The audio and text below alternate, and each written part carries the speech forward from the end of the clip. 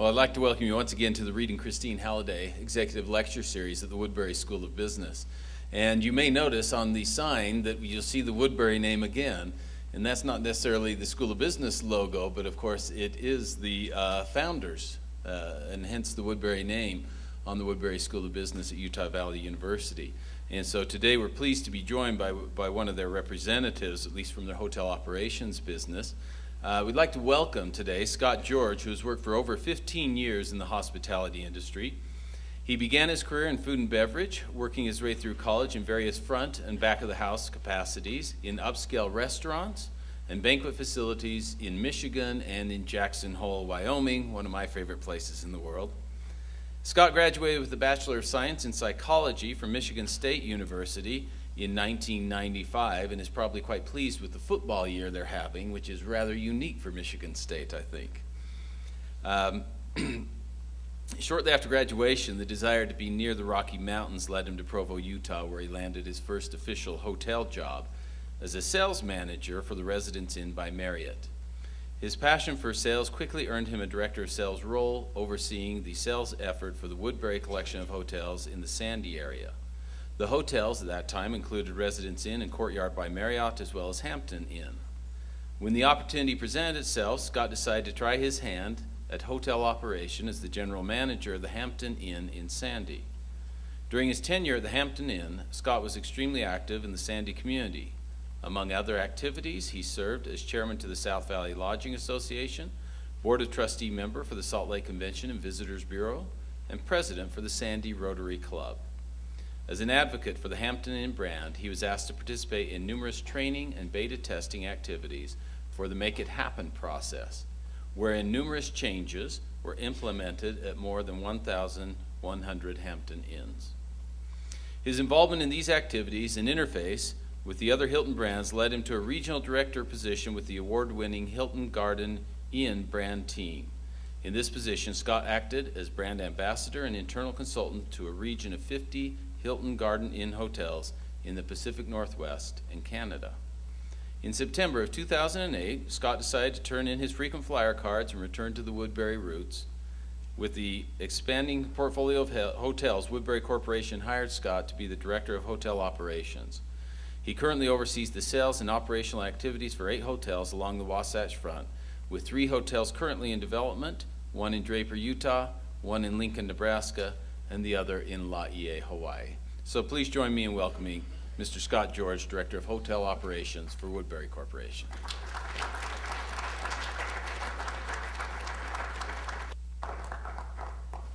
You are a heck of a lot more intimidating than I expected you all to be. I see all these computers open, and it was back when I was in school when you were lucky to have a napkin and a pen to be able to take notes, let alone a computer. It's a real honor to be here. As Norm said, my name is Scott George. Just for clarification, Scott is the first name and George is the last. It's a lifelong curse that I've been plagued with ever since I was born. When I thought about piecing something together to discuss with you all this morning, I had some challenges. I was trying to think back to my 23-year-old self, and I was wondering if I could go back in time, what would I tell that 23-year-old Scott? And so as I've kind of pieced together a listing of my different experiences and activities in hotels, I wanted to share with you a couple key learnings I learned along the way and maybe some mistakes and some trips I made along the road. To start out, all right, so I thought I would start out with to talk about how I developed an interest in the world of hospitality. And since I'm in hotels, I thought the best thing to start out with would be a quote from one of my favorite people in the industry, Conrad Hilton. And that quote says, "It has been and continues to be our responsibility to fill the earth with the light and warmth of hospitality." Shortly after graduating from Michigan State, I had an opportunity to grab a backpack with 2 friends, and I traveled the world. I went to about 19 different countries throughout Europe, and was able to experience a lot of different hospitality situations. With that, I felt like there was a couple neat things that I really loved about hospitality. The first thing was that anywhere you traveled in the world, you had the ability to work at a hotel. It gave you opportunity to live in unique and exotic places, it also allowed you the ability to interact with people from all over the world. That right there was appealing to me. The second thing was there is something innate in every hospitality professional, and it's difficult to describe, but there's a certain bug you get. There's a certain joy you get when you interact with someone, you create an experience for them, and they have an exceptional stay at one of your hotels, and they write you letters about it. Something about making that person's day. If you don't get jazzed, and you don't get that feeling in your stomach over something like that, you're in the wrong profession. As I worked in restaurants throughout my experience in college, I found out that every time I interacted with a guest and had the ability to make that person's day, I really left work feeling elated. And so that's what kind of led me on to my road to be involved in hotels. I felt it important to throw out a couple industry statistics just to give you the scope of what hospitality is. And so I pulled this off of the American Hotel and Lodging Association website. As of 2009, there's almost 51,000 properties, and properties they define as being any hotel property with 15 rooms or more. Of that, there's 4.7 million guest rooms, 1.27 million are billion in sales, and then as far as some of the metrics we use in the hospitality world, we use a metric called RevPAR, how much revenue do we make per available room, as well as what is our average occupancy and rate. And as you can see, in 2009 at 54.7, that was a significant drop than what we saw in 2008. I'm sure you may have heard this from other people in other industries. 2009 was, in any recent history, the absolute worst year in hospitality.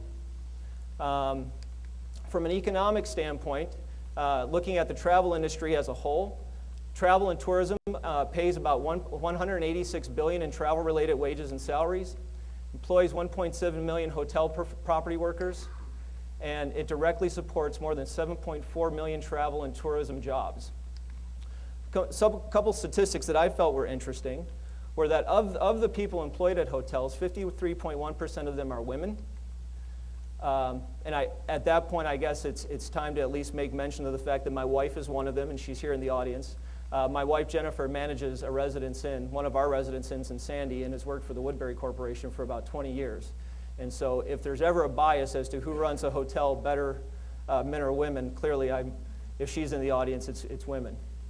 11% of the employees are black or African American, 6.7% are Asian, and 21.7% are Hispanic. And again, very interesting statistics. I think there's very few other industries out there that can look at metrics like this. So, where to start? And so we begin. As Norm had mentioned, I come from Michigan. Technically, I come from the ghetto. I was born and raised in Detroit. I've often told stories in conversations and lectures. I remember being in 5th grade, coming home and having our door wide open as we were being robbed. And so literally, my brother and I rushed into the house, and the neighborhood we lived in was not very favorable or anything compared to anything I've seen here in Utah. But Detroit has some plus sides to it.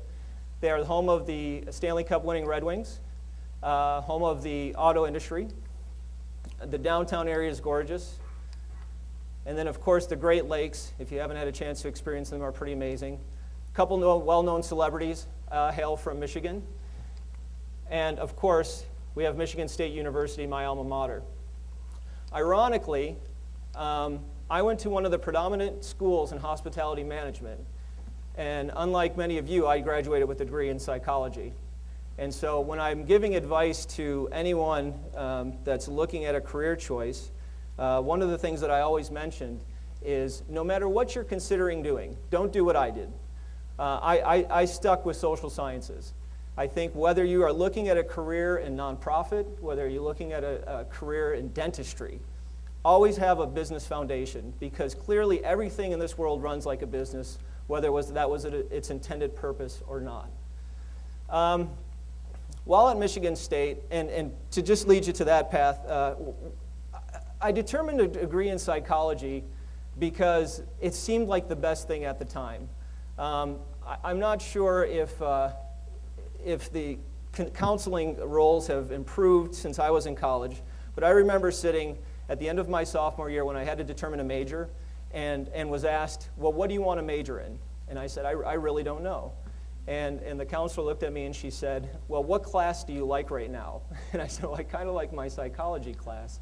She said, great, you should be a psychology major. And there led me down the psychology path for the remainder of my 4 years at Michigan State. So following graduation, as many of you are nearing, I had what has now been termed a quarter-life crisis. Welcome to the real world, right? I graduated with a college degree. I didn't know if I wanted to do anything with that college degree. And my brother, who owns a window installation company in Michigan, said, I really need some help with my business. Why don't you come and help me? And so for a year after graduation, I committed to helping him out, get his business started, and we installed windows. And it was an interesting learning period. It was an interesting learning curve. As you're walking the houses and you're in, whatever kind of grubby clothes you're in as you're installing windows, it's a fairly dirty job at times. You wondered, I often wondered and had a bit of an arrogance to me as I was wondering, do they know that I have a degree? Is this something that was my intended purpose? But it was also something that really dawned on me and kind of gave me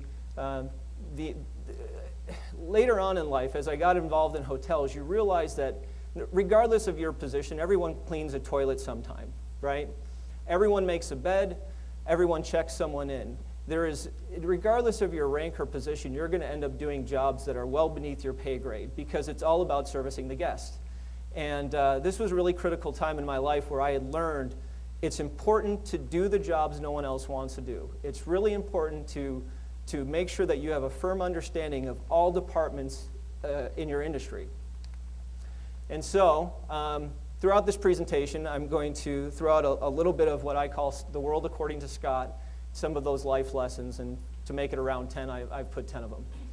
So the first lesson that I learned is as I was going through this time and really didn't know what I wanted to do with my life, I talked to a good friend of mine, Camille Johnson. Camille was active in the nonprofit community up in East Lansing. And I said, I just don't know what I want to do. I graduated with a degree in psychology. I thought maybe at one time I wanted to be a forensic psychologist, take on a job with the FBI, and it just doesn't seem right. And Camille gave me the best advice a friend had ever given me at that time. She said, Scott, do something, just do something. In talking with a couple of the people that I know that are just nearing graduation, a lot of them fear that their first initial career move is going to be their last one. A lot of them are fearful that whatever career path they take, that's it. They're married to that career for the rest of their life. And I'm here to tell you that that's just not the case. I've seen some recent statistics that of your generation that stipulate that you'll probably change jobs at least 15 times in your career. Very different. My father, who worked in the automotive industry at the same factory for 40 years, his generation was one that when you started a job, you never left. Clearly that's not the case in this day and age, and that's clearly not the case in this economy. So, some examples of this. One of the reasons that I decided to move to Utah was because of the fact that I had a single opportunity. A friend of mine worked at what is now the Provo Marriott, but was then the Provo Park Hotel, and he was the rooms division manager. And he informed me that they were opening up a Residence Inn here in I guess technically Provo. And he had mentioned that they were looking for a sales manager and said, what do you know about sales? And I said, nothing, but I'm fearless. I'll talk to anyone about just about anything. And he said, well, why don't you come out and check it out? When I came out to Provo and looked around, for those of you that were born and raised here, you probably take the mountains for granted. But as someone who's seen nothing but skyline and flat land, I can tell you that once you get this side of the Mississippi, you never want to move back. After 2 summers of living and working in Jackson Hole, Wyoming during my college career, I knew I wanted to be out west. And so shortly after I had come out here for the interview process, I decided to move here regardless of whether I attained the position or not. So a couple things that I learned at this point in my life. First, seek out opportunities and volunteer for assignments. When the Residence Inn was being built, I know probably very few of you have ever been involved in a hotel opening, but within weeks of that opening date, it is just mayhem. They're all hands on deck, and you're trying to hit a date because in the hotel world you have central reservation systems, property management systems that need to come online and need to be online on a certain day. You also have inventory sold on that day, and so a lot of times the contractors and the construction workers aren't necessarily as concerned about that opening date as you are as an operator. So I just started taking on assignments. I worked for, when I first moved to Provo, to be quite honest, I worked as a security guard. And I know you can tell by my large stature that that was a right fit for me. It sounds like an exciting job, but it involved sitting in front of a TV monitor for 8 hours a day, handing out keys and watching skateboarders as they went all over the parking structure at the Provo Park Hotel. But on the off shifts that I had, looking for some extra things to do, I generated some interest. The hotel was owned by Kaler Corporation. Kaler Corporation at the time owned both the Marriott, then the Provo Park Hotel, and they were the ones building the Residence Inn. And so since I was already on their payroll, I inquired what could I do to help move the opening date up? What can I do to help to get this hotel open? And a good friend of mine by the name of Arthur Holman, who still works for Zion's Hospitality and works in the area, said, well, we need some shelving built in the closets for our linen closets. And I said, great, I'll be right back. I ran to Home Depot, I grabbed the supplies, picked up a cordless drill, and I was on my way. I'm proud to say that if you go back to the Residence Inn, if any of you should tour it, please ask to see the linen closets because you can see my handiwork. But I was taking on anything I could do. I was volunteering. I had a passion for the hotel, and I really wanted to see it open on time. I also, a friend of mine and I stayed up to 4 o'clock one morning hanging all of the pictures in the hallways just to make sure that we were guest ready on the day of opening. Find a way to take initiative in your current role, regardless of your title or rank. This is something that's really served me well in my career. Regardless of whether I was speaking to a vice president or whether I was speaking to someone that was a line-level staff member, you realize that anyone that works and is passionate about what they do has good ideas. Whenever I attend a conference, I typically gravitate to the wait staff because a lot of times people see them as kind of just artwork, right? They pass up the wait staff. They're just a means to an end. And the last Hilton conference that we had, it was at the Beverly Hilton. I pulled our waiter aside and just started talking to him and come to find out that this guy has served heads of state. He served numerous celebrities, and he had these fantastic stories to tell. But he also had some really cool ideas on ways that they could do things better. And I think it's important to make sure that regardless of what your current role is, that you're finding a way to take initiative. Determine a way to do things better in whatever that role is and do it better. Implement it. One of the things that I've always noticed when I've entered into hotels and I've done a lot of consulting work is that there's a lot of sacred cows. There's a lot of things that people will do just because that's always been the way that they've done them. And it doesn't mean that they should be done that way. And I think having some critical thinking skills and challenging the norm is really what pushes industries in the right direction. And then the other thing was, as far as my philosophy of do something, just do something, I've always been one to try to tie back into the community. And as I read over kind of the mission statement of this university, I found out that that was one of the founding principles of having an active interest in the community. And I think that any business plan that's developed, you need to realize that you're part of a bigger whole and you need to take an active part in that community. So after working at the Residence Inn in some of these obscure capacities, just after opening, they decided to hire me on as the sales manager. And that was my first real hotel role. After that, I was given an opportunity to move up to Sandy because of the fact that they had 3 hotels. They were looking to someone to kind of lead the sales force at those 3 hotels. One of the things that became apparent to me, though, is that whenever I was in any of these positions, I always treated it as if that was my career choice. And I've often heard, quite honestly, out of this school, we've had a number of people come and work for us from the School of Hotel Management and Hospitality. And when I talk to them about what do you think your next career step's going to be, I've heard some pretty wild stories, right? I'm coming out of college, I'm going to be a GM of a full-service hotel within a year. It's just not realistic. And whether you're doing that or whether you're working on the front desk, I think it's imperative that you treat that role as if that's going to be your job for the rest of your life. Take ownership and pride in what you do, regardless of what it is. And think like an owner. And I'm going to give you a couple examples of this. One of the things as we're evaluating our general managers is their ability to spend and control a budget.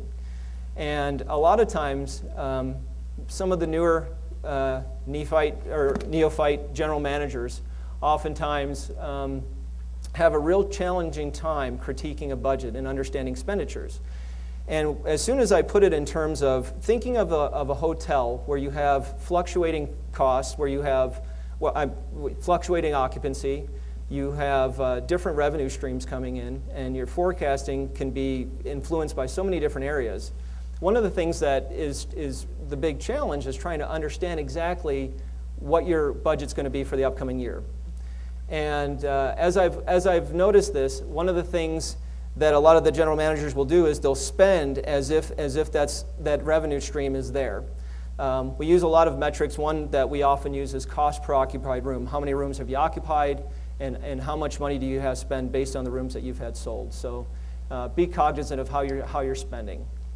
Another thing that often happens is people fail to do their research.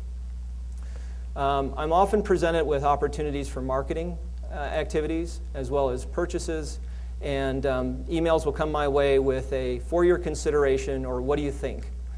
And immediately I usually respond to those emails with 10 to 15 questions. What's the return on investment? How many room nights are we going to generate from this marketing piece? What do you think? How many room nights have been produced in the area? Who's been involved in this in the past? What's been their history in other markets? And so as far as taking ownership in your industry and in your job, I think it's important that if you're going to come up with an idea, it's making sure that you research it to the fullest and coming back with some solid recommendations. Find a solution. Even if it may not be the best one, finding a problem only makes you a complainer. And I'd like to give you a really I'd like to embarrass my wife with a story in just a second in regards to that bullet point, but before we jump to that, though a job may be a stepping stone, don't treat it like one. Make sure that whatever job you're applying for isn't a temporary fix. Look at it, like I said before, with some long-term objectives in mind. So I'm going to tell you a story about a hot cup of coffee and how it can go a long way. And this is where I was asked to bring some war stories in hotels, and so here they are. My wife, Jennifer, prior to managing the Residence Inn in Sandy, was the manager of the Hampton Inn in Sandy, and she was there for a number of years. When she was the general manager of that hotel, one morning there was some insulation. Did I got that right? There was some insulation in one of the laundry chutes that had caught fire. The entire building was filled with smoke. I mean, it was crazy. And so the fire alarms go off. It's 6 o'clock in the morning. Every guest, completely inconvenienced, has to be evacuated from the hotel. And so she gets a call at home, and she has to get dressed. I mean, I don't even know if she was showered at the time. Get dressed and hurry into work. And she shows up to the parking lot with a flood of people that's just out there. And you can imagine, this is a winter morning. It's cold. Just how miserable as a guest you would be if you were put in that predicament. So as a general manager, really, a lot of eyes turn to you, and people are asking, well, what are we going to do? And ultimately, you have to think on your feet. You have to be ready for the unexpected, even though you want to plan and be as preemptive as you can. And so Jennifer pulled all of her managers together and decided, okay, we've got to do something for these people. So they went and they found a cart in the kitchen, and they went and loaded it up with hot coffee and hot cocoa. By this time, most of the people had gravitated to their cars just to keep warm. And anyone she could notify, she sent over to one of our sister properties, which was a courtyard right across the street. She sent as many of them over to that courtyard as she could. Sent as many over. At the time, there was a Shoney's that was open. It's now a Jim's. That's right next to the Hampton Inn. And then spent the rest of the morning going car to car delivering breakfast. And just intermingling with the guest and apologizing for the inconvenience. Shortly thereafter, the smoke was subdued and the fire alarm was turned off. And so in the Hampton world, Hampton has a 100% guest satisfaction guarantee. And usually whenever anyone can find something wrong with a hotel, they'll immediately go after that 100% guarantee. being a full house, it was almost certain that there would be someone coming back and trying to get a refund for their stay, and no one did. It was an amazing morning where service really trumped kind of the unexpected. And so, again, a way of having that mentality of take ownership of the situation, take ownership of what you're doing. After working with the sales team for about 4 years, I decided to try my hand in operations. And a lot of times, some of the younger people that are working the front desk will come to me and say, when you're working in hotels, what are some of the big decisions that you need to make? And typically I said, well, there's a couple different career paths you can take if you want to stay in hotels. One is going to be, are you going to work in full service, or are you going to stay in limited service? Are you going to stay in a more focused 150 room and under property, or are you going to work for one of the big box Marriotts? Because your career path is going to be typically a lot different depending on which hotel you choose. There's also considerations if you want to go into the gaming business, or if you're looking at destination hotels in places like Laie, Hawaii, who would ever build a hotel in Laie. But it's important to, in my mind, to kind of have an idea of which of those two areas you'd like to work in. Secondly, you have to kind of make a decision on whether you're more sales focused or whether you're more operations focused. The salespeople often go and make the promises that the operational people need to keep. And so it's a delicate balance, and I clearly wanted to see both sides of that equation. So I went to work for the Hampton brand. And I was a little bit unnerved by that, because up to that point in my career, I'd only worked at Marriott franchise properties. And as one level of distinction, and I'm not sure, I'm sure most of you know this, but if not, I'll just make mention of it. Most of the hotels that you stay at, whether they carry a Marriott flag or a Hilton flag or a Hyatt flag, aren't owned by Marriott or Hilton or Hyatt. A large percentage of those hotels are typically franchised, owned by an independent owner like Woodbury Corporation, typically with either that owner or a third-party management company running that particular hotel. And so I guess I should, a lot of times you throw hotel lingo out there. I want to make sure that that's kind of a clear point before we move forward. Moving from Marriott hotels to Hilton was a little bit of a challenge for me, because I had such a strong Marriott bias. They were kind of the leading brand. They were one of those brands that had good name recognition, and everyone seemed to know what Marriott was and what they stood for. And I was a little bit nervous going to work for Hampton Inn. Back in 1999, Hampton Inn as a brand, which was a brand within the Promise company of hotels, was moved to Hilton, and they became a Hilton hotel, which made them a lot more appealing. When I began my interest in this hotel, I found myself just going after information. What can I learn about the brand? What could I do to help the brand out? I volunteered for anything that, any of the new brand initiatives that came out. One that was a big one was the Make It Hampton initiative. And at that time, Hampton was reaching their 20-year mark as a franchise and needed to rethink their position in the market. So they implemented tons and tons of changes at their hotels, and they were looking for hotels to beta test things, to implement new training programs, and to give feedback. So I thought that was a great opportunity to be involved in the brand. One thing that I want to emphasize here is that you need to make sure that learning doesn't begin or end in the classroom. My education in hotels, as I mentioned, didn't really hit until I started working in hotels. And I've always found myself with either the blessing or the curse of being overly inquisitive. And so this has served me really well in regards to some of the other jobs that I've had, and let me give you some examples. After working with the Hampton brand for a number of years, I received a position with the Hilton Garden Inn brand team. Very sought after position, and even to this day I'm kind of amazed that I got this gig. I really felt like I was unqualified for it, and I later asked my boss, Don Berry, I'm like, why did you hire me? You had all these internal candidates who had far more experience than I did. What was it that I did that made you take a second look at me? And she said, well, you'd done the research. You had really inquired about the brand. And just to give you an idea, I remember the night very well. Before I had to fly to LA for the interview, I sat down in my basement and I figured out what my geographic region would be. And I went online and I looked up every single hotel in that region. And I wrote copious notes. I wanted to know how much meeting space did they have? Were they a suburban or an airport market? What would some of the challenges that hotel would face? When did they open? How old were they? When was their next renovation cycle? And so after writing those notes, I then went online and found the business plan for the Hilton Garden Inn brand and was just blown away by it. They had won the J.D. Power Award for their segment for like 2 or 3 years in a row.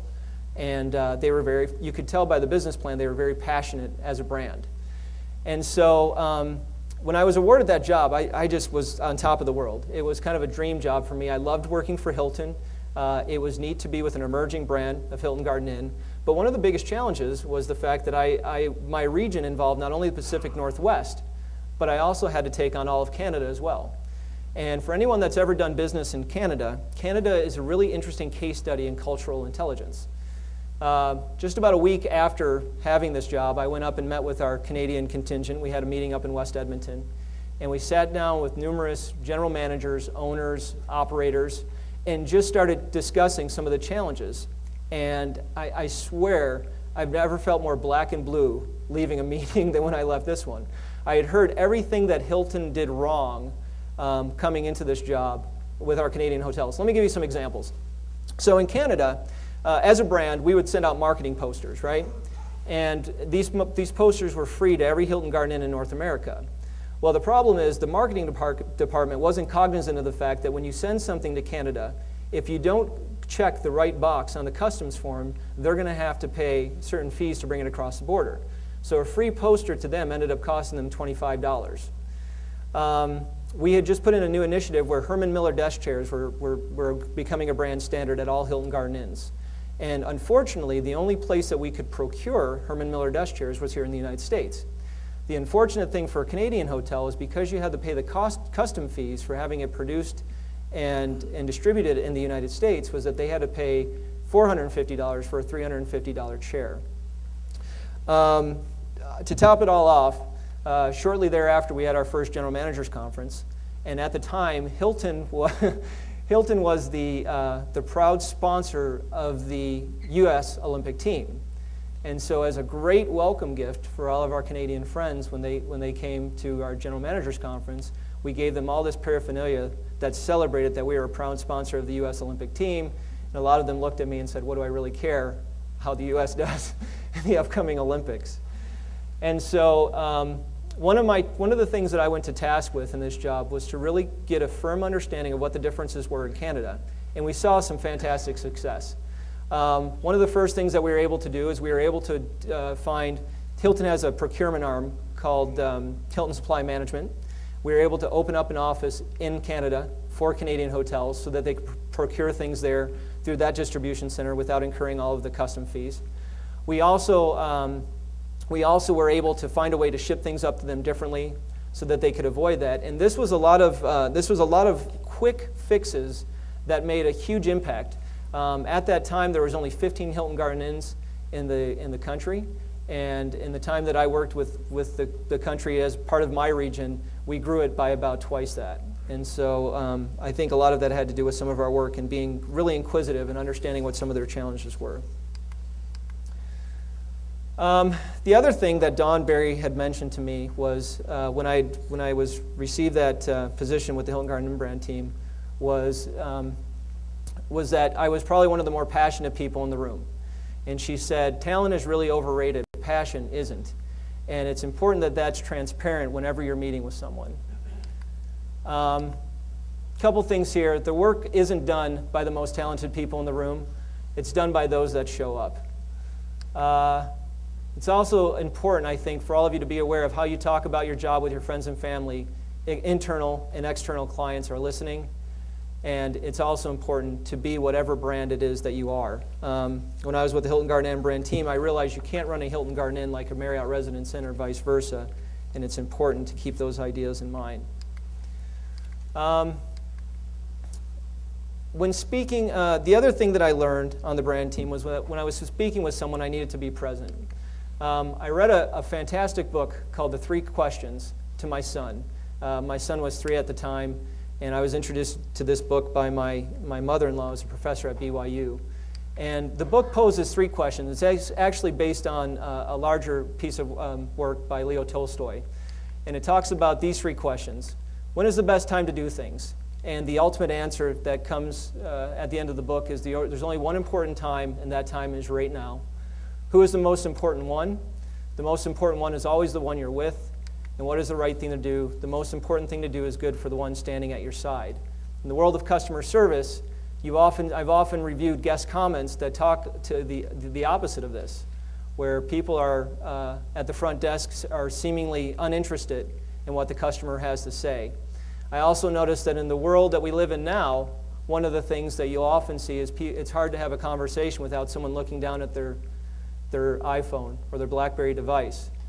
And so as I've been reviewing resumes over the last several years in this current position, I've come to realize that communication, at least proper communication, never goes out of style. And suffice it to say, I've received resumes in all lowercase, grammatically incorrect, and have emphasized that it's not necessarily the most proper way to set up an interview through text messaging. And so just a couple things here. Again, these might be stating the obvious, but something that I feel is lacking in the business world today. I even have a quick story where I had someone from the Hilton Garden Inn brand team send a message to an owner, and he put in the letters LOL in the email, and the owner wrote back, I have no idea what you're talking about. And so it's important that we're cognizant of who the audience is and our relationship to them. Just threw this up there. This is probably my favorite ad. I saw this in a recent magazine where Lance Armstrong says men over 30 shouldn't use emoticons, period. The last couple lessons here really stem from my work, coming back to work for Woodbury Corp. The biggest one is one of the reasons that I was drawn back to work for Woodbury Corporation was the fact that they're known for their integrity.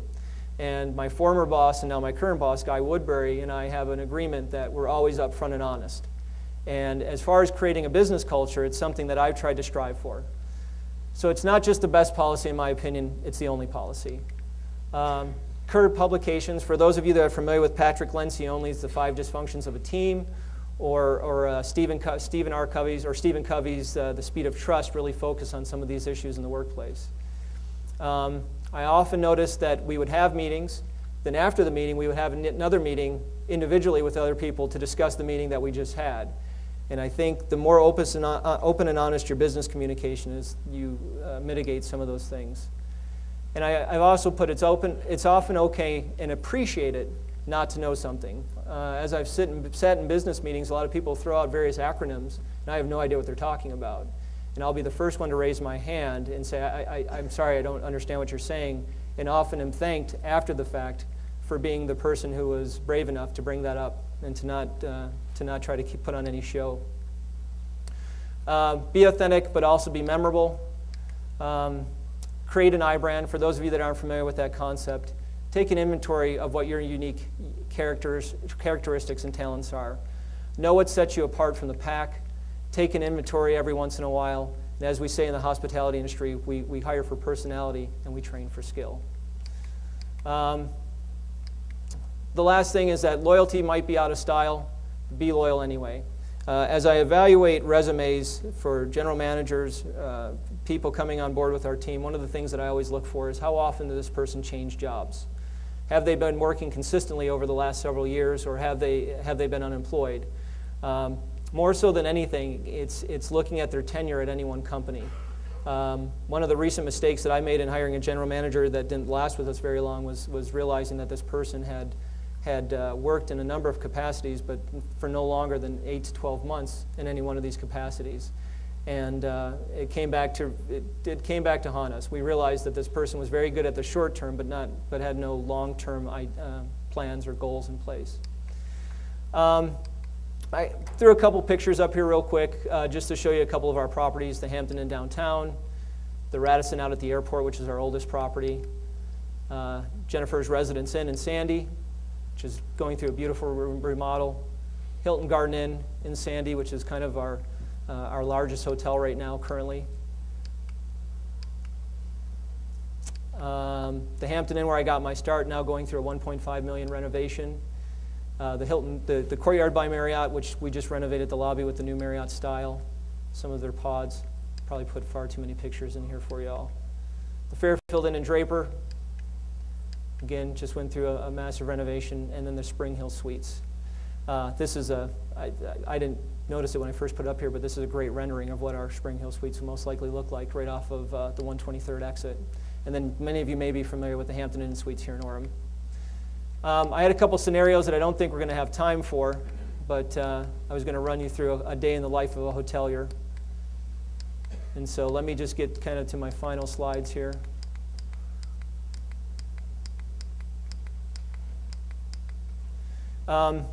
This was a great quote we used throughout our presenting with the Hilton Garden and Brand team, and it is from Maya Angelou, and it says, "I've learned that people forget what you said, they'll forget what you did, but people will never forget how you made them feel." And I never felt like that was any more appropriate than in the hospitality industry. And of course, above all else, never or always remember what's truly important. And so there's a picture of me and my 7-year-old son, Aiden. So that's a little bit about me and our industry. I don't know if do we have a couple minutes for questions. Be glad to take any questions from the audience if you guys have any.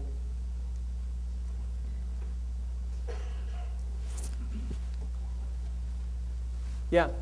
Yeah, I was wondering, when I've seen budgets before, people do with budgeting, they seem to be afraid to lose their budget, so they spend it all, whether it's new spending or not. Yeah. What do you do to deal with that? And then how does it work out for those that actually use the budget properly and have leftovers? Well, when it comes to, I mean, one of the metrics that we use is house profit in the hotel world. And as we're evaluating kind of your cost control, a lot of it deals with, there's certain line items in a hotel budget that are fixed cost. You know you're going to have someone at the front desk. You know you're going to have someone in the shuttle or in the bell stand. But some of those costs are very variable. And if you're looking at your occupancy and you realize that your occupancy is going to be lower, the good GM will take proactive steps, proactive measures, right? Maybe we, as opposed to having 2 people scheduled on the front desk, we only have 1. At the end of the year, we have an incentive program or a bonus program where we evaluate house profit, and that's how we reward our team members. And those that have better control of their budgets typically get higher bonuses. Yeah? You mentioned that you hire for personality and train for skill. How do you determine what personality works best? Well, there's a couple different things. It depends on the position. You can't train for personality, right? And so a lot of times when we're looking, the first person anyone has interaction with is the front desk at any hotel, right, when you check in. And so one of the questions that I think is probably the most important question in an interview is, what do you know about our company? And that will tell you first, do they have a proactive personality? Are they gregarious? Are they outgoing? Are they friendly? I mean, these are all the types of attributes that you probably want in someone at the front desk. Marriott uses a couple skill-based questionnaires where they assess different personalities. And we've used those in the past, personality testing. But what I've found is a lot of it's based on gut feel and your interaction in the interview process. Some other questions? Anyone else? Yeah? I guess this is a question for yourself and Professor Seeley. Could we get your PowerPoint presentation, posted on Blackboard by chance? Yeah, I don't know what Blackboard is, so. If you can get me your presentation, I'll post it on Blackboard. Okay. You'll get a copy. We do that every week. We'll get that up. You got it. Anyone else? Okay, well, thanks for taking the time. I'll be sticking around if you need anything. So just real quick, we'd like to thank Scott George or George Scott, whichever one. I had to look at the sign to make sure I got it right, but for joining us today and sharing your experiences. I know there's an industry that's very important worldwide. There are a lot of opportunities, and perhaps some of you will end up spending a good part of your career anyway in that industry. So thank you very much. Thanks. Appreciate it. Thanks, man.